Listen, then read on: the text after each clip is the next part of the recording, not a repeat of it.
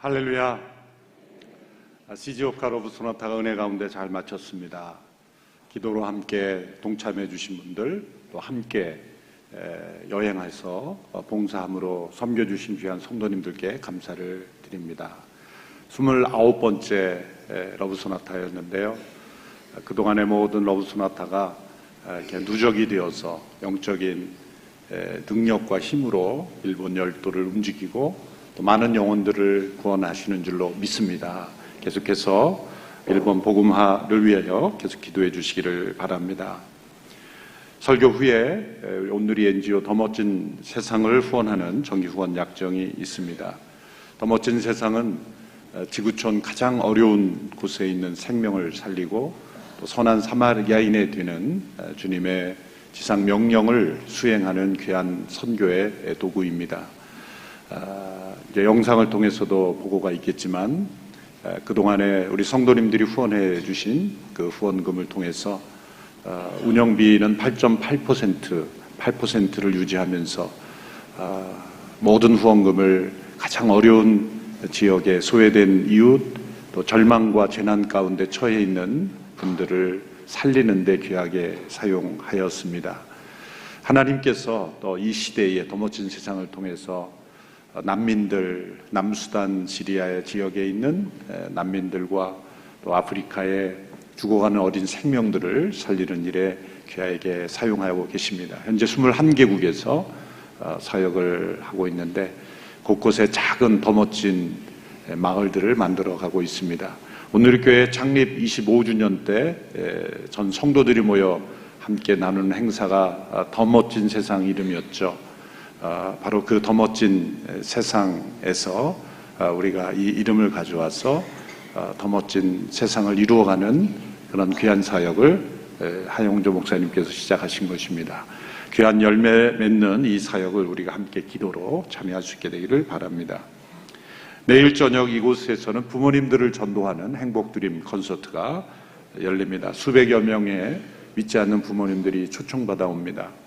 잃어버린 영혼들을 구원하는 것은 우리의 힘과 능력으로 되지 않습니다. 영적 능력, 하나님의 역사하심, 거기에는 우리의 기도와 순종이 있을 따름입니다. 함께 기도해 주시고요.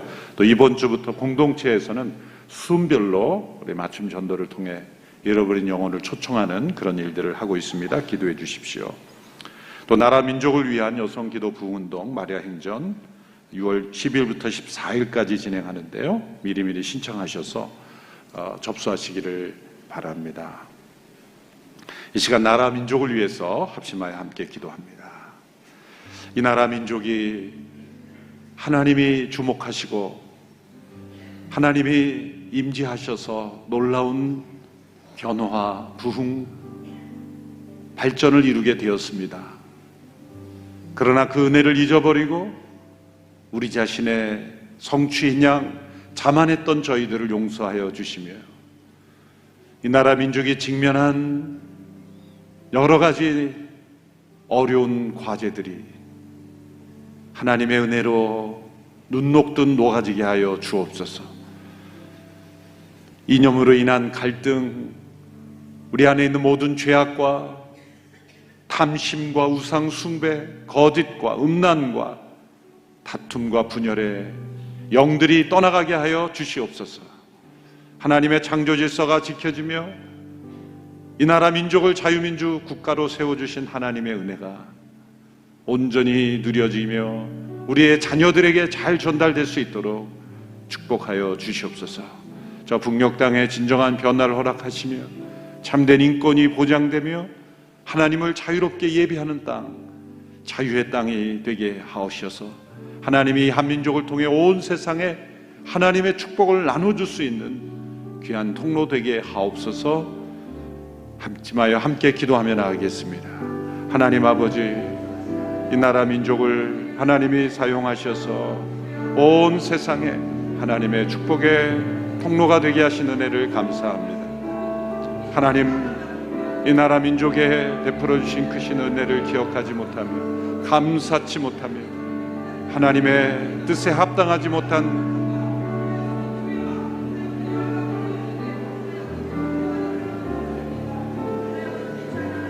다시 한번 기도할 때 지구상 곳곳에 있는 어려운 이웃들을 위해 기도합니다. 더 멋진 세상을 통하여 하나님께서 지금까지 귀한 사역을 이루어 주셨습니다.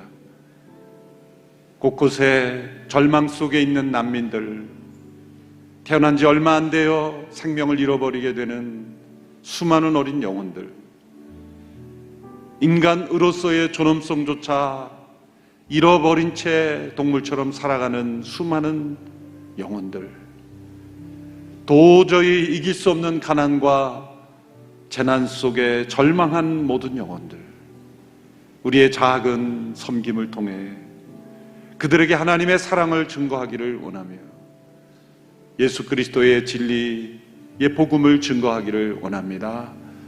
지구상 곳곳에 절망하고 있는 이웃들을 위하여 또 더 멋진 세상이 귀하게 쓰임받게 되기를 위하여 합심하여 함께 기도하겠습니다.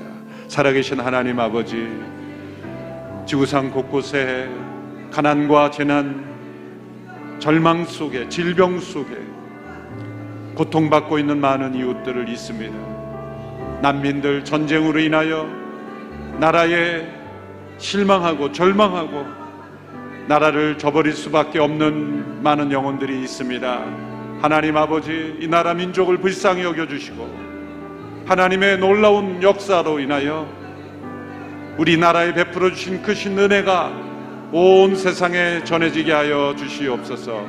지구상 곳곳에 흩어진 난민들, 가난과 질병, 고통 속에 있는 수많은 영혼들을 주님 기억하여 주시옵시고 하나님 그들을 고쳐주시고 더 멋진 세상을 귀하게 사용하여 주시고 하나님께서 사용하여 주시옵소서. 하나님 아버지, 이 나라 민족에 하나님께서 베풀어 주신 크고 놀라운 은혜를 기억하며 감사하며 하나님께 영광을 올려드립니다. 주신 축복을 죄악의 도구로 바꾸는 저희들이 되지 않기를 원하며 이 나라 민족의 우상 숭배, 탐심이 가득하게 되지 않게 되기를 원합니다. 하나님의 창조 질서가 올바로 지켜지기를 원하며 말씀에 순종하는 백성들 되게 하옵소서. 만연해 가고 있는 모든 거짓과 음란과 탐심과 부정과 모든 악독과 폭력, 살인, 다툼, 분열이 끊어지게 하옵소서. 인간의 헛된 이념이, 우상이, 탐심이 지배하는 나라 되지 않게 하옵소서. 하나님의 진리 위에 굳게 서게 하옵소서. 온 세상에 하나님의 축복을 나누기에 부족함이 없도록 역사하여 주시옵소서. 더 멋진 세상을 통하여 지구촌 곳곳에 가난과 질병, 재난으로 절망 속에 있는 영혼들, 난민들, 강도 만난 모든 이들에게 주의 사랑과 복음을 증거하는 통로가 되게 하옵소서. 하나님의 말씀에 귀를 기울일 때 성령의 감동으로 기록되신 하나님의 말씀이 우리의 영혼에 성령의 음성을 들려주시고 우리의 영혼이 주께로 더 가까이 나가는 은혜를 허락하여 주옵소서. 예수님의 이름으로 기도하옵나이다. 아멘. 우리가 기도를 게을리하는 이유로 상황과 환경을 탓하게 될 때가 많습니다. 혹 멀리 교회로부터 멀리 떨어진 곳에 이사가서 이제 자주 예배에 참석할 수 없게 되었다든지, 혹은 직장에서 더 많은 일을 맡게 되어 몇 배의 일을 해야 하기 때문이라든지, 때로는 주변에 믿는 사람이 전혀 없이 불신자로 가득한 그런 상황이어서 조금 더 신앙의 나눔을 할 수 없다든지 여러 가지 이유들을 들 수 있겠습니다. 그러나 오늘 다니엘의 기도, 다니엘의 삶을 통해서 우리에게 가르쳐 주시는 것은 우리에게 기도할 수 없는 이유라고 고백할 수 있는 모든 상황과 환경이 다니엘에게는 그가 가장 위대한 기도의 사람이 될 수 있었던 이유였다는 것입니다. 그는 바벨론의 포로로서 예루살렘부터 멀리 떨어진 바벨론에서 이방 문화의 한복판에서 그 문화로 교육을 받으며 또 그가 바벨론에서 인정받는 관료로서 120명의 장관들이 있는데 그 가운데서도 가장 인정받는 총리로서 이방 나라의 지도자로 쓰임받았으니 얼마나 성실하게 노력했겠습니까? 그를 고소하고 모함하고 또 질투하여 그를 끌어내리려는 많은 이들이 그에게로부터 흠을 찾았지만 결코 찾을 수 없은 그런 모습이었다는 것은 그가 온전히 성실하고 충성된 사람이었다는 것을 보여줍니다. 그가 얼마나 많은 일을 해야 했으며 또한 그는 사방을 둘러봐도 온통 이방 문화에 물들어 있는 사람들 한복판에 있었을 텐데 그는 생명을 걸고 기도했습니다. 예루살렘을 향하여 3번씩 기도했습니다. 하나님께서는 기도를 포기하지 않는 상황과 환경에 이끌려가지 않고 기도로 살아가는 다니엘을 축복하셨고 그에게 환상과 꿈을 해석할 수 있는 신비한 하나님의 영적 능력을 부어주셨습니다. 그래서 그를 높이셨고 그를 통해 하나님의 역사를 이루셨습니다. 우리가 기도할 수 없다라고 고백하는 모든 상황과 환경은 도리어 다니엘에게는 기도할 수 있는 이유, 또 기도해야만 하는 이유, 또 기도할 수 있는 이유가 되었던 것입니다. 다니엘은 포로로 잡혀온 이후에 느부갓네살 왕, 또 벨사살 왕에 이어서 이제 바벨론을 메데 페르시아가 지배하는 시대로 바뀌었죠. 다리오라는 왕이 즉위하고 바벨론을 지배할 때까지 계속 관료로 일했습니다.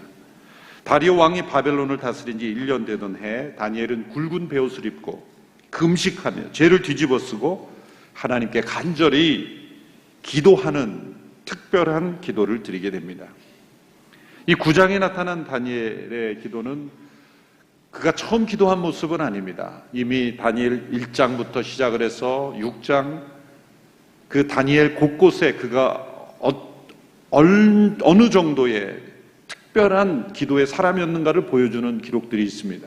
어린 시절에 바벨론의 왕궁학교에서 교육을 받을 때 왕의 진미가 우상과 관련된 음식이었기에 거절하는 그런 담대함, 기도의 사람이라는 걸 보여주었습니다.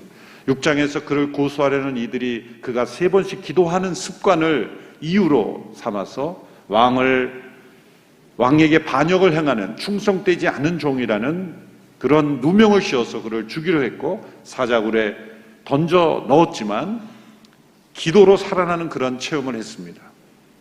그러나 그 모든 과정에서 9장에 이르기까지 그는 이렇게 기도한 적은 없습니다.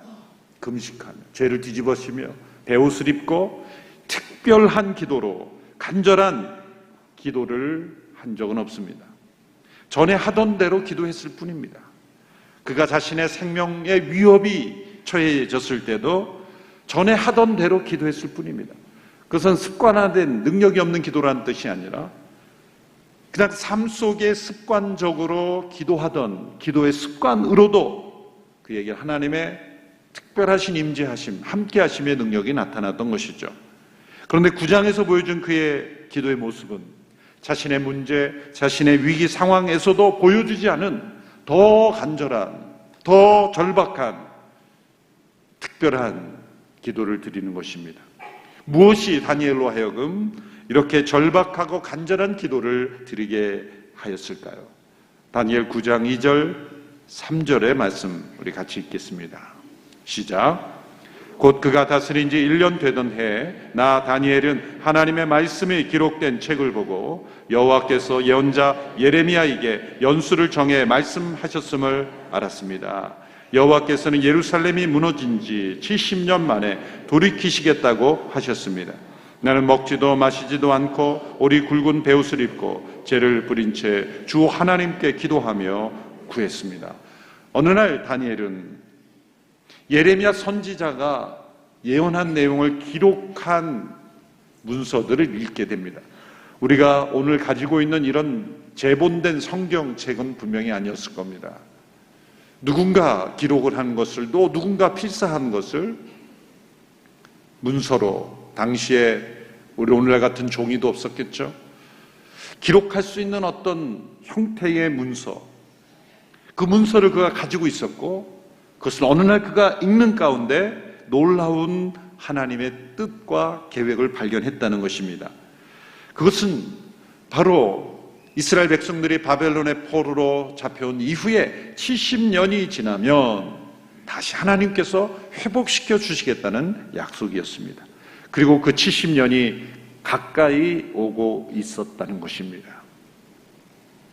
그가 읽은 말씀은 틀림없이 예레미야서 25장과 29장에 나오는 말씀이었을 겁니다. 그중 29장 10절 말씀 한 구절만 읽어보겠습니다. 같이 읽습니다. 시작. 여호와께서 이렇게 말씀하셨다. 바벨론에서 70년이 차면 내가 너희를 돌아보아 너희를 이곳으로 돌아오게 할 것이라는 내 은혜로운 약속을 너희에게 이행할 것이다. 바벨론에서 70년이 차면 내가 너희를 돌아보아 이곳에 다시 돌아오게 하리라. 그 은혜로운 약속이 예레미야를 통해서 알려주셨어요. 예레미야를 통해 그 예언이 알려질 때 백성들이 바벨론이 침공해서 포로를 할 때 하나님께서 살 길을 알려주셨어요. 너희에게는 세 가지 길이 있다. 첫 번째는 순순히 포로로 잡혀가는 것이고, 두 번째는 싸우다가 칼에 맞아 죽는 것이고, 너희들이 도망가면 전염병에 걸려서 반드시 죽는다. 두 가지 길은 그냥 죽는 거고, 한 가지 길은 사는 길인데 포로로서의 삶을 살아야 되는 거예요. 그래서 하나님께서 예레미야 선지자를 통해서 포로로 잡혀가라. 잡혀갔는데 너희들이 돌아오게 하겠다. 하나님의 뜻은 완전히 나라를 잃어버리는 게 아니라 회복의 약속이 주어진 거예요. 그 말을 알아들었는지 못 알아들었는지 포로로 잡혀간 사람들이 있고, 또 3분의 1은 도망가다가 죽었고, 3분의 1은 그 곳에서 민족적인 어떤 자부심을 내세워서 싸우다가 멸망한 사람들도 있었다는 거죠.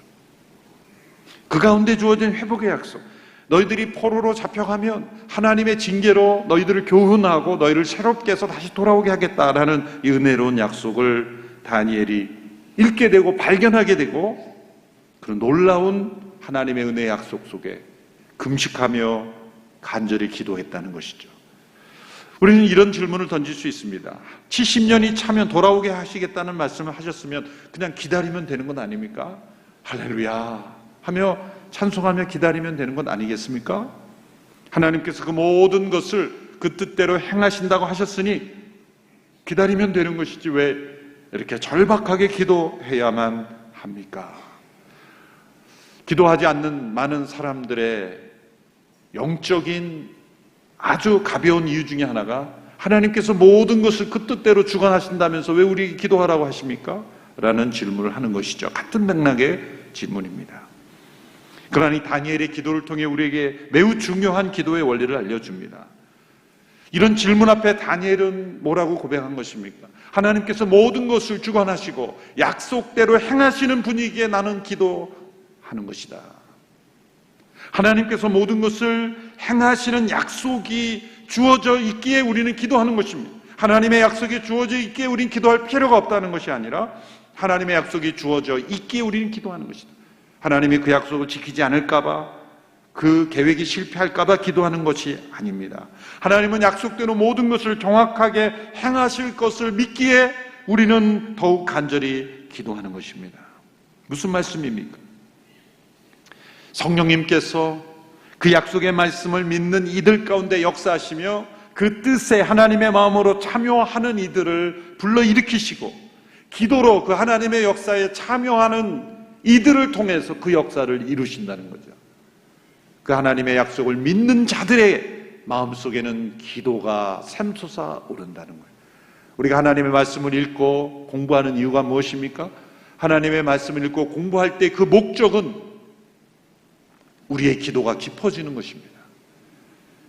말씀 공부의 열매가 하나님과의 올바른 깊은 기도로 나오지 않으면 역사, 정보, 내 머리를 채우는 지식에 불과하게 되는 거예요. 그러면 그 지식은 교만하게 되는 거예요. 성경을 너무나 잘 알면서 교만하고 하나님 믿지 않는 사람, 많은 사람들이 있습니다. 신학자들 가운데도 성경을 언어로 줄줄 외우고 분석할 수 있는 사람 가운데 하나님 믿지 않는 사람 많습니다. 하나님의 기록된 말씀은 우리를 교만하게 하는 지식이 아니라 우리가 더욱 기도하게 함으로 하나님의 약속의 기도로 참여하는 자들을 일으키시기 위함이기 때문입니다. 그래서 느헤미야는 기도한 것입니다. 그 다니엘의 기도는 하나님 앞에 철저하게 회개하며 회복을 간구하는 기도였습니다. 그가 하나님에 대하여 고백한 내용은 지난주에 우리가 살펴본 느헤미야의 기도, 그 느헤미야의 기도 속에서 느헤미야가 어떻게 하나님을 불렀는가를 보면 동일합니다. 놀랍게도 다니엘 9장 4절의 말씀을 보십시오. 같이 읽습니다. 시작. 나는 하나님 여호와께 이렇게 기도하고 고백하며 말씀드렸습니다. 여호와여, 크고 두려우신 주 하나님이여, 주를 사랑하고 주의 계명을 지키는 사람들에게 말씀하신 약속을 지키시고 그들에게 자비를 베푸시는 하나님이시여. 다니엘은 크고 두려우신 하나님 앞에 먼저 회개합니다. 5절부터 15절까지의 이 기도의 대부분의 내용이 회개의 기도입니다. 회개는 우리가 그냥 잘못 살았다고 반성하는 것이 아닙니다. 회개란 하나님의 말씀 앞에서 그 말씀이 보여주는 기준, 그 하나님의 말씀이 우리에게 제시하는 그 삶의 기준 앞에서 잘못 행했음을 회개하는 것입니다. 그러므로 하나님의 말씀 앞에서 담대하게 나는 모든 것을 행했습니다라고 말할 자가 누가 있겠습니까? 그 말씀을 듣지 않는 태도부터 시작해서 그 말씀을 지키지 않을 뿐만 아니라 반역을 행하는, 적극적으로 그 말씀에 정반대되는 악을 행하는 죄까지 회개합니다. 하나님의 율법, 이 신명기 6장 4절의 말씀이 어떻게 시작합니까? 들으라 이스라엘아, 쉐마 이스라엘, 이렇게 시작하죠. 왜 들으라 라는 말씀부터 시작했을까라는 이유가 바로 여기에 나와요. 죄는 듣지 않는 데부터 시작하는 겁니다. 듣지 않으려는 마음부터 시작해서 악을 행하는 데까지 발전하는 겁니다. 6절, 10절만 제가 한번 읽어보겠습니다. 또 우리가 주의 종 예언자들이 우리 민족의 여러 왕과 귀족들과 조상들과 온 백성들에게 주의 이름으로 말씀한 것을 듣지 않았습니다. 10절, 우리는 하나님 여호와의 음성을 듣지 않고 하나님의 종 예언자들을 시켜서 우리 앞에 세우신 율법을 지키지 않았습니다. 이 회개 가운데 듣지 않았습니다. 듣지 않았습니다. 우리가 듣지 않았습니다. 그 다음엔 지키지 않았습니다. 지키지 않았습니다. 지키지 않았습니다. 그 다음엔 더 발전해서 악을 행했습니다. 반역했습니다. 배역했습니다. 이 죄의 발전이 있는 거예요. 그래서 우리 어린 자녀들을 교육할 때 듣는 것부터 훈련을 해야 돼요. 잘 듣도록 훈련해요. 그 다음에 지키는 대로 나가는 거죠. 이것이 회개가 가장 중요한 것입니다. 내 스스로 반성이 아니라 하나님의 말씀 앞에서의 그 말씀을 듣지 않고 지키지 않은 것에 대한 회개. 두 번째, 이 다니엘의 회개의 내용은 하나님의 모든 징벌은 의로우신 하나님의 심판입니다. 하나님은 의로우십니다. 우리는 조금도 변명할 것이 없습니다. 몇 구절만 제가 읽어보면 7절 전반부에는 이렇게 고백합니다. 주여, 의로움은 주께 있으며 우리에게는 오늘날처럼 부끄러움이 있을 뿐입니다. 11절, 온 이스라엘이 주의 율법을 지키지 않았고 주의 목소리를 듣기를 싫어했습니다. 그러므로 하나님의 종 모세의 율법에 기록된 맹세대로 저주가 우리에게 내렸습니다. 우리는 주께 죄를 지었기 때문에 심판받았습니다. 13절, 모세의 율법에 기록된 그대로 우리에게 모든 재앙이 내렸습니다. 그러나 우리는 죄에서 돌이켜서 죄의 진리를 알기 위해 우리 하나님 여호와께 은총을 내려달라고 구하지 않았습니다. 그래서 여호와께서는 이 재앙을 준비해 두셨다가 우리에게 내리셨습니다. 우리 하나님 여호와께서 하시는 모든 일은 의롭습니다. 그러나 우리는 하나님의 목소리를 듣고 순종하지 않았습니다. 반복되는 이 회개의 내용 속에는 하나님은 의로우십니다. 하나님의 심판은 의롭습니다. 우리는 아무 할 말이 없습니다. 우리는 하나님의 말씀에 기록한 그대로 하나님께서 행하셨는데 우리는 그대로 행하지 않았기에 하나님은 온전히 의로우신 심판을 행하셨습니다. 이렇게 철저하게 하나님 앞에 회개하는 것, 우리의 실패를 온전히 인정하고 하나님 앞에 나아갈 때야 진짜 소망이 있는 겁니다. 5절에 15절에 이르는 이 깊은 회개를 우리가 경험할 수 있게 되기를 바랍니다. 그저 좀 잘 살아야 되는데 못 살합니다. 이게 회개가 아닙니다. 하나님의 절대적 기준 앞에서 우리의 절망의 모습을 살펴보아야 하는 거죠. 이렇게 철저하게 실패한 이들에게 도저히 소망이 있겠습니까?